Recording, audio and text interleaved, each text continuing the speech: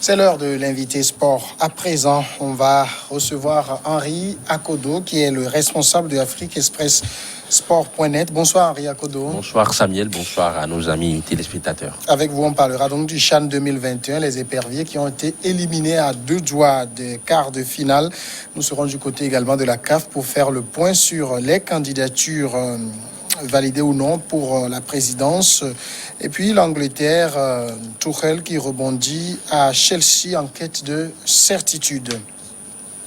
On parle d'abord du CHAN 2021. Les éperviers A' de la génération Nyama Akate se souviendront pendant longtemps de cette journée du 26 janvier 2021. Ils étaient au bord d'une qualification pour les quarts de finale. Des erreurs d'inattention en défense ont brisé leur rêve d'une qualification historique pour le second tour de ce CHAN. En l'espace de 30 minutes, les éperviers donc se sont inclinés devant les Rwandais, 3 buts contre 2. Henri Akodo, est-ce qu'il y a, au regard du match, de la physionomie du match, des regrets à nourrir? Beaucoup de regrets à nourrir, Samuel, beaucoup de frustration, surtout vu le scénario cataclysmique auquel on a assisté la fin dernière pour les éperviers du Togo. Comme vous avez su bien le dire en début d'émission tout à l'heure, c'était quand même une occasion offerte à cette équipe de pouvoir disputer pour la première fois pour un match de quart de finale dans cette compétition pour sa première participation. Mais les éperviers ont péché par des erreurs d'inattention, par des erreurs de concentration, beaucoup de largesse défensive dans cette rencontre face au Rwanda où tout était mis en place pour qu'ils puissent faire une très bonne prestation et remporter ce match. Ils ont eu d'abord à ouvrir le score après la première demi-heure sur une action collective qui a été concrétisée par Nan Richard. Et derrière cette égalisation qui est survenue avec cette succession d'erreurs d'appréciation, ce coup franc qui a été joué par les Rwandais à 2 minutes de la fin de la première mi-temps et cette défense qui était complètement apathique. La charnière centrale composée de Tudi Messan et de Abdul Sama n'avait pas véritablement prêté attention au déplacement de ces Rwandais-là et derrière ça cache, surtout que le gardien également était beaucoup attentiste dans son intervention. Et en deuxième période, les Togolais ont encore repris du poids de la bête avec un beau jeu fluide tourné vers l'avant avec ce point d'ancrage devant Rouagoro Ismaël qui était exceptionnel tout au long de la compétition et qui s'est débarrassé de son vis-à-vis, qui a servi sur un plateau d'or à Koro Bilal qui a marqué ce deuxième but-là. Et derrière, lorsque vous marquez un tel but et que vous êtes à un pas de la qualification parce que vous n'avez besoin que d'un match nul, dès que vous marquez ce but-là, en principe, il fallait véritablement prendre conscience et fermer les circuits de passe, fermer véritablement tout quasiment, faire les travaux de compensation, être concentré, être concerné par la situation. Mais vous marquez ce but-là et derrière, 1 minute après, on vous égalise. Ça, c'est un coup au moral de la part de cette équipe dirigée par Abalo Dossé. Et après, c'est ce troisième but-là qui est survenu sur une action quasiment anodine où Ernest Choubira a malmené complètement ces 3 joueurs au niveau de la défense et il a mis dans le vent ces 3 joueurs, notamment Tudi Mensan, et par un crochet extérieur-intérieur, il a frappé. La balle a contré Bodé Abdou Sabo. Derrière, c'est le 3e but rwandais. Même s'ils ont essayé de sonner la révolte, ils n'ont pas eu de baraka parce qu'après, il y a eu un poteau de Tchatakura Semiou et le gardien également a sauvé une balle sur la ligne, sur une frappe de Koro Bilal. Donc, on va dire dans l'ensemble que le Togo avait bien mouillé le maillot, les joueurs étaient véritablement concernés, mais sur les largesses défensives, sur les errements défensifs, et cette équipe véritablement n'avait pas droit à ces erreurs-là. Elle a offert des munitions au Rwanda, et derrière les Rwandais ont saisi l'occasion, et ça fait très mal dans le dos. Alors, vous avez bien analysé en tout cas le match, mais dans le fond, est-ce qu'il y a aussi un problème d'inexpérience pour ces jeunes-là ou également d'absence de compétition dans les jambes qui a joué contre eux? Oui, bon, le football se repose sur des valeurs cartésiennes, donc on va aller chercher des raisons sur le plan scientifique pour pouvoir justifier cette défaite-là de la part de cette équipe. Oui, nous savons que cette équipe partait avec des déficits dans cette compétition, puisqu'il n'y a pas eu de championnat depuis mars 2020 en raison de la pandémie de coronavirus. Certes, cette équipe n'a pas eu une préparation assez optimale pour pouvoir aborder bien la compétition. Mais on a vu au fil de ces différentes rencontres, notamment face au Maroc, même s'il y a eu la défaite, face à l'Ouganda, une très belle victoire 2-1. On a vu quand même que cette équipe avait de la volonté et elle compensait ce manque de fraîcheur physique et ce manque de régularité, de constance par cet engagement, cette détermination, cette volonté de pouvoir renverser la vapeur, de pouvoir créer la sensation. Maintenant, lorsque vous êtes dans une très bonne dynamique, après la victoire exceptionnelle face à l'Ouganda, vous n'avez plus le droit de pouvoir retomber dans vos travers. On oublie complètement qu'on est parti de quelque part et qu'il n'y avait pas de championnat. Il fallait se concentrer sur l'essentiel, mais ils ont fait preuve d'immaturité, comme vous l'avez dit. D'ailleurs, c'est l'une des déclarations du sélectionneur national à Ballot d'Ossé qui avait déclaré après la rencontre que ces joueurs ont été immatures et qui n'ont pas véritablement su gérer leur temps faible. Dans cette rencontre également, il faut préciser, on peut beau accuser les joueurs d'avoir fait preuve d'inexpérience sur ce coup d'immaturité, mais il ne faut pas occulter la responsabilité du staff technique. Si le Togo a pu perdre également ce match, c'est que le staff technique, à un moment donné, n'a pas eu quand même ce réflexe nécessaire, cette défense nécessaire de pouvoir corriger ce qui pouvait l'être. Parce que vous ne pouvez pas prendre un but face à l'Ouganda après avoir marqué l'ouverture du score, vous prenez un but 3 minutes après. Et que dans un match capitalissime face au Rwanda, où vous avez quasiment un demi-pas pour pouvoir jouer les quarts de finale, se permettre de se faire rattraper au score à 2 reprises dans un temps record. Ça, ce n'est pas possible. C'est tout simplement inimaginable parce que je me dis, dans ce staff technique, même si on n'a pas de psychologue, il fallait que le sélectionneur national, Jean-Paul Ballot d'Ossé, puisse, sur la base des erreurs qu'ils ont eu à commettre face à l'Ouganda, motiver ces joueurs, attirer leur attention sur cet aspect, mais on ne l'a pas fait. Il faut également mettre cette défaite sous le dos de l'inexpérience du staff technique, tout simplement parce que si le Rwanda a pu gagner cette rencontre, c'est parce que son sélectionneur national, Vincent Machami, a su faire preuve de beaucoup de créativité, d'inventivité dans son dispositif tactique. Ils étaient partis sur un 4-3-3, mais derrière, quand ils ont eu à égaliser, ils savaient qu'ils ont la possibilité de marquer un 3e but, de se qualifier, alors que le Togo avait besoin d'un match nuit. Il a fait rentrer un attaquant, Ernest Choubira, un attaquant de 1m94, et ils sont passés de 4-3-3, ils sont passés à un 4-4-2. Ça a désorganisé complètement la défense, et à ce niveau-là, il fallait qu'à Ballot d'Ossé puisse réagir, mais il n'a pas fait. On va dire également que c'est une première participation pour lui en tant que sélectionneur national d'une équipe nationale du Togo, par exemple. Donc, on ne va pas jeter tout. Il y a eu quand même des satisfactions, des notes de satisfaction, parce que des individualités qui se sont montrées. Nan Richard, qui a marqué 2 buts, il a marqué un but exceptionnel face à l'Ouganda. Il a récidivé face au Rwanda. Agoro Ismaël, même s'il n'a pas marqué dans cette compétition, il a été d'une activité exceptionnelle. C'était tout simplement... il nous a épaté par ses qualités de haut but, sa capacité à garder le ballon, à faire mal, à gagner les duels, à faire mal à la défense adverse. Tchatakora Semiou. En tout cas, ces individualités nous ont quand même fait rêver dans cette compétition, sauf que c'est un sentiment mélangé de fierté, mais également de déception, parce qu'on est parti sur un goût d'inachevé. Mais je pense que le football togolais a encore de l'avenir. Il va falloir véritablement travailler. Et aujourd'hui, il faut qu'on restructure notre championnat national, parce que c'est un championnat national qui est dans un statut amateur, qui baigne dans une ambiance d'amateur, alors que les joueurs n'ont plus d'autres métiers à part le football. Ils sont des salariés. Donc il y a une sorte de dichotomie entre le statut même de notre championnat. Il va falloir qu'on aille à la semi-professionnalisation. Il va falloir mettre l'accent sur la construction des infrastructures. Il va falloir véritablement mettre l'accent sur la formation de nos joueurs afin de permettre au Togo de pouvoir participer pour les prochaines fois à cette compétition. Si on ne travaille pas et qu'on dorme sur nos lauriers, je ne pense pas qu'on pourra se relever. Et les développements de notre football passent par ces réformes qui sont très importantes.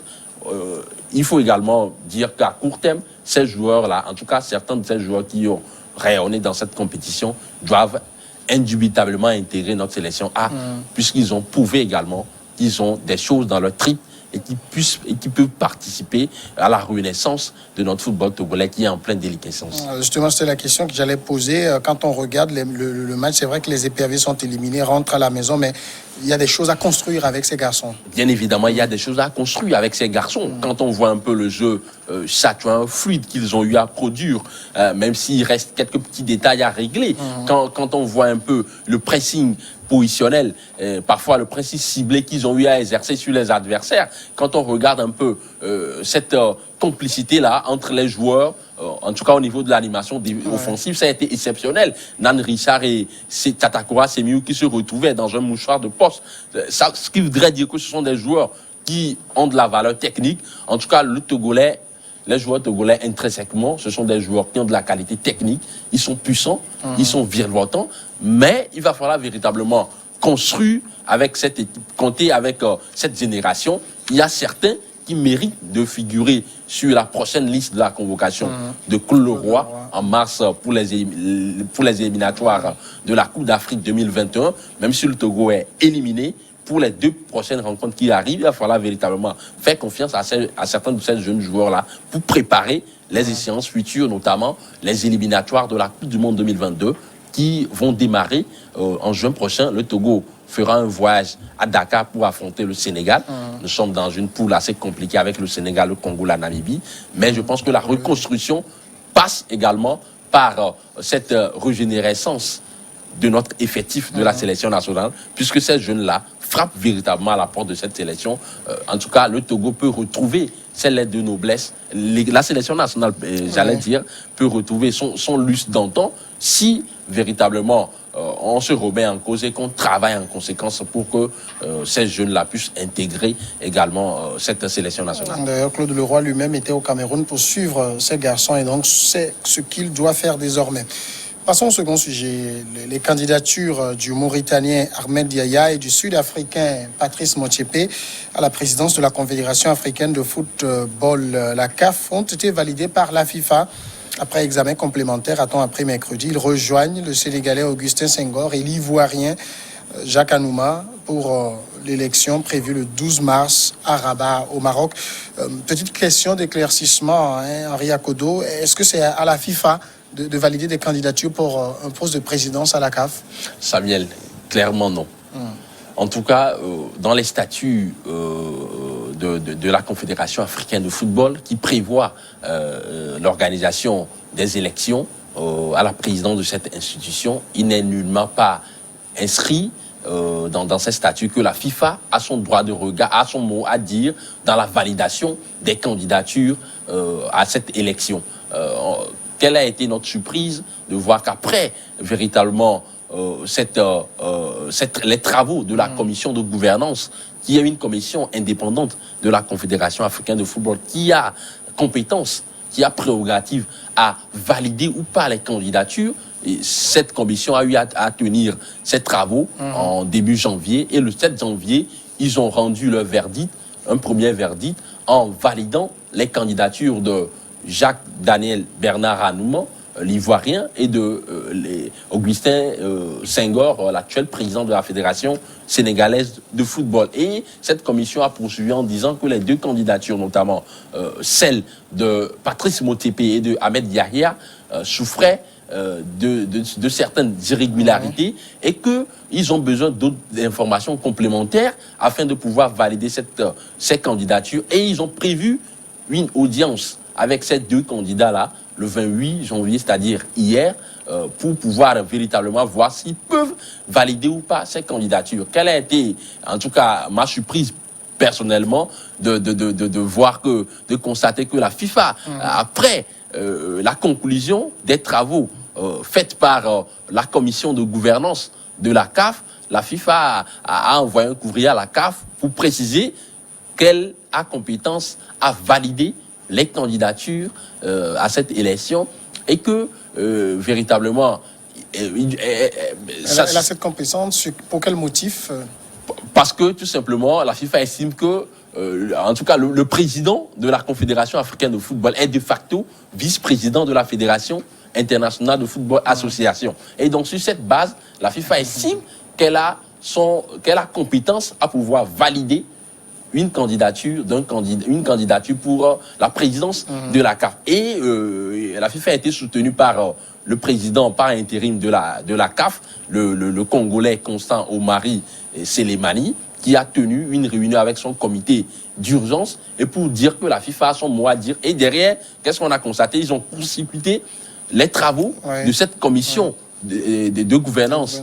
Il y a une commission interne de la CAF et c'est hier que la commission des examens de la FIFA qui a repris complètement les travaux effectués par cette commission de gouvernance de la CAF et on ne sait pas sur quelle base cette commission l'a fait et puis ils ont validé les deux candidatures, celle de Ahmed Diarra et de Patrice Motsepe. Et donc en clair, ça voudrait dire qu'ils seront désormais 4 candidats en course pour ces élections qui vont se tenir le 12 mars prochain lors de la 43e Assemblée générale élective de la Confédération africaine de football. En tout cas, ce sera la course pour connaître le 8e président de cette institution. Moi, ce qui m'intrigue un peu dans tout ça, c'est cet acharnement de la part de la Fédération internationale de football depuis quelques années, il faut le dire, il ne faut pas se le cacher. Cet acharnement ou même caporalisation. Caporalisation, vous avez bien su trouver le mot. La FIFA clairement veut contrôler tout aujourd'hui, en tout cas au niveau de la CAF. La FIFA veut que la CAF soit sous son coupole, parce que la CAF est une force vive. C'est 54 voix, en tout cas, pour les prochaines élections, à la tête de cette Fédération internationale de football association. On a comme l'impression depuis quelques années que on rentre dans cette caporalisation. La preuve, il y a de cela quelques années, 2 ans, je crois, l'actuel secrétaire général de la FIFA, la Sénégalaise Fatma Tsamoura, était secrétaire général par intérim de la CAF. Ça, c'est anormal.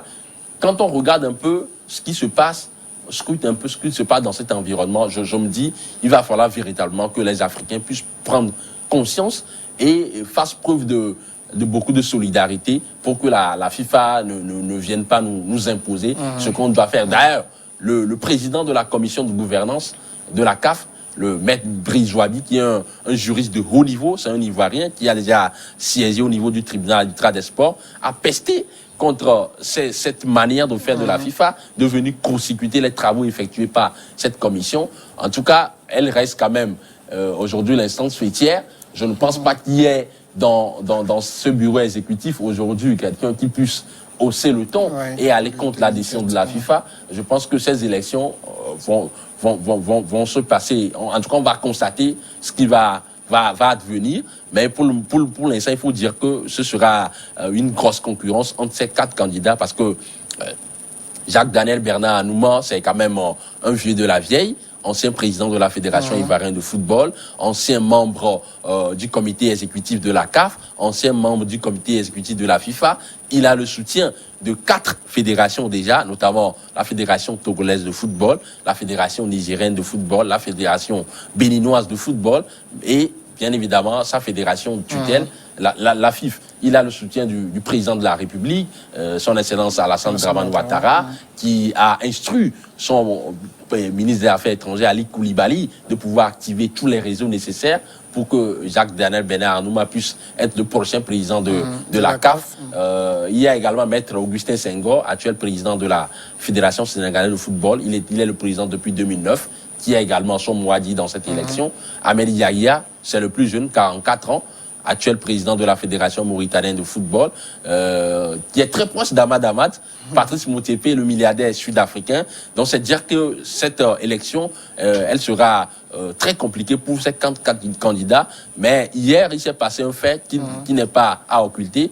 C'est que la COSAFA, qui est une organisation sous-régionale de l'Afrique australe, cette organisation-là a décidé de pouvoir soutenir la candidature de Patrice Motsepe, le Sud-Africain. Ça fait 14 fédérations. Ouais. Donc, ça va peser lourd dans la balance, alors qu'en Afrique de l'Ouest, déjà, il y a une scission entre l'Union des fédérations ouest-africaines de football, la WAFU, qui a été scindée en deux.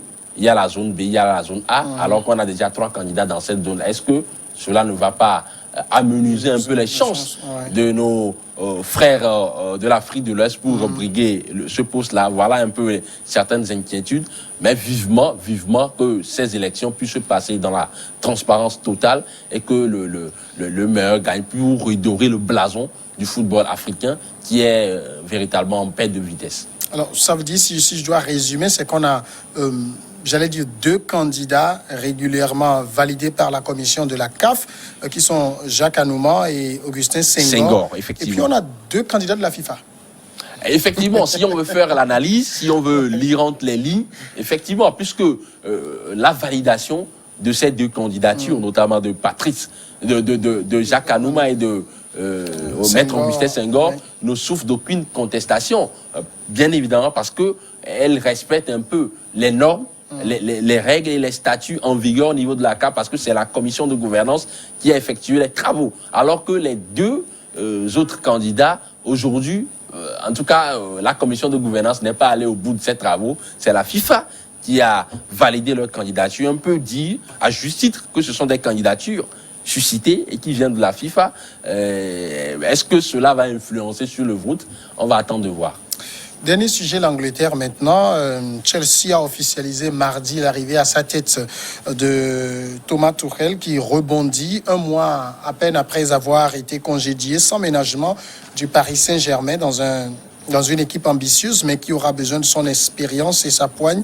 Le technicien s'est engagé pour un contrat de 18 mois avec la possibilité d'une prolongation. Nous sommes très heureux d'avoir attiré l'un des meilleurs entraîneurs d'Europe. C'est féliciter la directrice générale du club Marina Granovskaya au lendemain de l'annonce du départ de Frank Lampard. Tuchel débarque à Chelsea de la tête du PSG. J'ai envie d'abord de comparer PSG, Chelsea, championnat français, championnat anglais. C'est pas le même système de jeu, c'est pas la même technique. C'est pas votre question, elle est pertinente, Samuel. C'est pas le même contexte. Il faut pas se le cacher, il faut être assez lucide. Le championnat de France n'est pas le meilleur championnat aujourd'hui au monde, contrairement au championnat d'Angleterre, qui est le championnat le plus prisé au monde, avec les droits de télé, avec la pression, avec le style de vie, avec le style de jeu. Et il faut également nuancer en disant que le PSG, au-delà du fait que c'est quand même une grosse écurie aujourd'hui en Europe, avec l'investissement des Qataris, le Qatar Sportive Investment, le PSG n'a pas cette histoire-là que Chelsea a. Et donc, ce sont 2 contextes diamétralement opposés. Et Thomas Tuchel, au-delà de sa petite expérience en tant que coach du PSG pendant quelques années, aura tout approuvé à Chelsea, parce que Chelsea, c'est quand même 6 titres en première ligue. Le dernier, c'était au cours de la saison 2016-2017. C'est 8 titres de FA Cup, c'est 2 coupes de Ligue Europa et une Champions League remportée en 2012. Donc c'est quand même un palmarès lourd. Un palmarès lourd. C'est quand même un contexte difficile, avec d'abord la presse. La presse anglaise, elle ne fait pas de cadeaux. Avec d'abord l'intensité du championnat qui va à un rythme ébouriffant, la concurrence exceptionnelle des autres clubs, Manchester United, Liverpool, Man City, Tottenham, Leicester, Arsenal, pour ne citer que ces clubs-là, avec cette direction de Chelsea qui est très exigeant envers ses entraîneurs. Pour la petite histoire, depuis que le président Roman Abramovich a pris les rênes de cette équipe, le milliardaire russe, en 2004, Chelsea a eu 14 entraîneurs. Et sur les 10 dernières années, Chelsea a eu 10 entraîneurs. Donc, ça prouve à suffisance le poids de cette mission qui a été assignée à Thomas Tuchel, au-delà de ces aspects que je viens de développer. Est-ce qu'il n'a pas de qualité pour pouvoir réussir et surprendre positivement il a certainement des qualités, même si il y a des gens qui sont pessimistes. Déjà, Harry Redknapp, qui parle de cette inexpérience, cette immaturité de la part de cet entraîneur qui ne peut pas véritablement réussir parce qu'il n'a pas encore gagné de grands trophées. Selon lui, le championnat de France n'est pas un championnat assez relevé.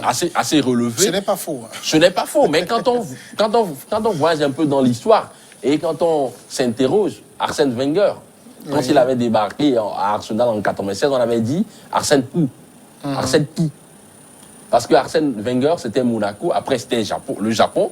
Arsène Pou, finalement, Arsène a remporté 4 titres de première ligue pour Arsenal. D'ailleurs, il détient un record exceptionnel aujourd'hui. Il est invincible au cours de la saison 2003-2004 avec cette équipe Thierry Henry et les autres. Donc, ça voudrait dire qu'au-delà de ces gens qui sont pessimistes, il peut surprendre positivement parce qu'il ne faut pas oublier, Thomas Tuchel, c'est quand même une petite expérience, mais qui n'est pas, en tout cas, assez conséquente. C'est une petite expérience, mais il a de la qualité. Il était à Mayence, à Dortmund, au Paris Saint-Germain aujourd'hui, il est à Chelsea. Il faut s'interroger sur le fait que pourquoi Thomas Tuchel? Parce qu'il y avait d'autres entraîneurs qui frappaient à la porte. Pourquoi ils ont choisi Thomas Tuchel? Tout simplement parce que Thomas Tuchel, on le considère aujourd'hui comme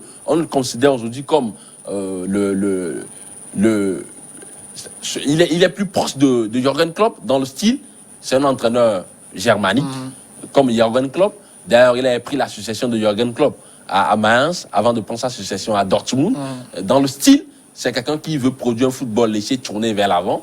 En plus de ça, il y a plusieurs Allemands dans cet effectif de Chelsea aujourd'hui. Timo Werner, qui a été recruté à 55 millions d'euros en début de saison. Kai Havertz à 80 millions d'euros. Mais ces joueurs peinent à pouvoir rayonner dans le jeu de Chelsea. Donc, la direction a certainement dû juger à ce que si un entraîneur allemand qui peut comprendre un peu le modèle de jeu de ses compatriotes vienne à Chelsea, il pourra véritablement permettre à ce club-là de pouvoir retrouver ses luttes d'antan. Henri Akodo, merci pour ces explications. Voilà qui nous amène tout de suite à la pause, le temps du journal et puis regard croisé.